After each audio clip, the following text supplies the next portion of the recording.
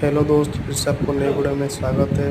यहाँ पे देख सकते हैं ईस्ट कोस्ट का रेफ्रिजरेटर है, -20 में चलता है। यहाँ पे देख सकते हैं, यहाँ पे पूरा आइस जम गया है। मैं आप लोग को पूरा दिखाने के लिए यहाँ पे देख सकते हैं कितना आइस हो गया है। यहाँ पे देखिए पूरा आइस पूरा जम गया है। यहाँ पे देखिए पूरा आइस कैसे निकल रहा है। ये हमारा -20 में चलता है। देख सकते हैं आप लोग यहाँ पे कैसे आईसी हो गया है। अगर इसमें आप लोग काम करते हैं टेक्नीशियन भाई लोग, कमेंट करिए इसमें क्या प्रॉब्लम है, इतना आईसी क्यों हो रहा है। -20 में चलता है।